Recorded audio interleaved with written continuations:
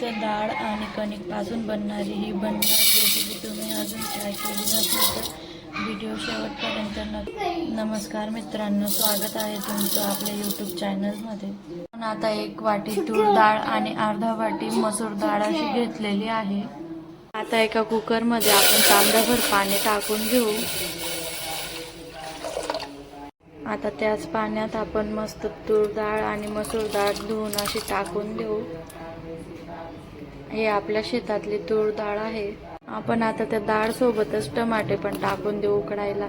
त्याने एकदम छान रेसिपी होते आणि छान लागतं. आता डाळच्या आपण 2 शिट्ट्या घेऊन घेऊ, कारण शेताची डाळ आहे ना ती लवकर शिजून जाते, त्याला जास्त वेळ लागत नाही. एका साईडला डाळ होते तोपर्यंत आपण फोडणीची तयारी करून घेऊ. तुमच्याकडे वरण फोडला काय काय म्हणता, आमच्याकडे तर डाळ चिकल्या असंच म्हणतात. माझे व्हिडिओ आवडल्यास सबस्क्राईब करा नक्की आणि व्हिडिओला लाईक करा. असे 4-5 मिरच्या, लसूण असे बारीक बारीक कट करून टाकून द्यायचे. मिरच्या थोड्या उभ्यास कट करायच्या म्हणजे ते लगेच काढता येतात. अशा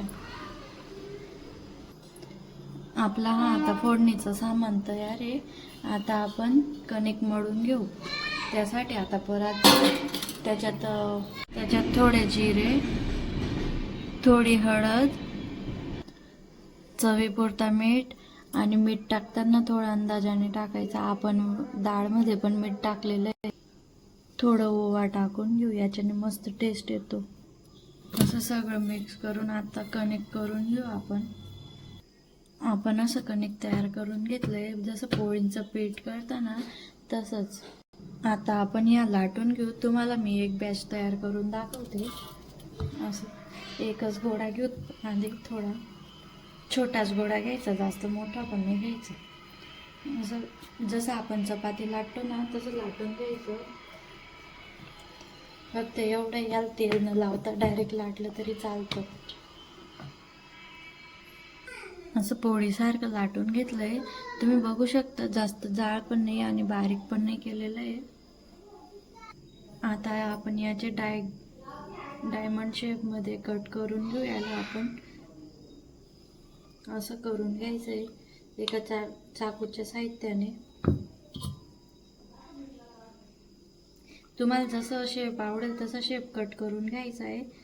आमच्याकडे असंच करतात, म्हणजे मी तर सहसा असंच करते.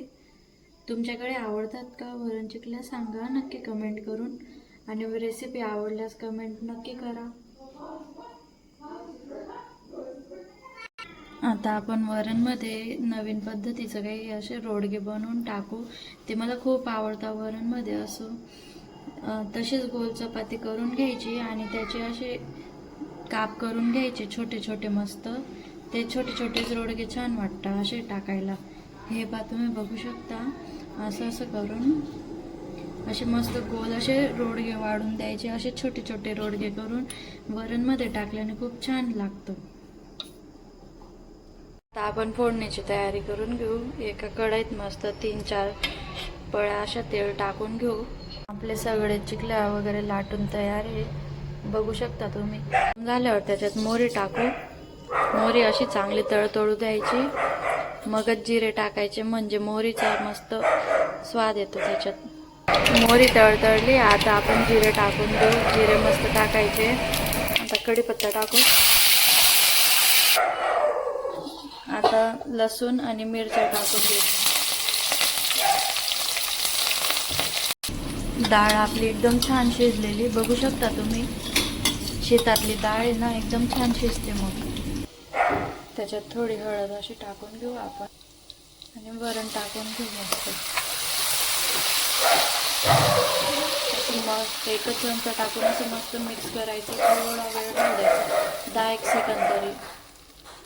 आता सगळं वरण आपण ओतून देऊ त्याच्यात, आणि लागेल त्यानुसारच पाणी टाकायचं त्याच्यात. आणि पाणी टाकताना व्यवस्थित टाकायचं, म्हणजे आपण हे वरणफळ पण टाकणार आहे ना चिकल्या, तर त्याची कन्सिस्टन्सी बरोबर व्हायला पाहिजे.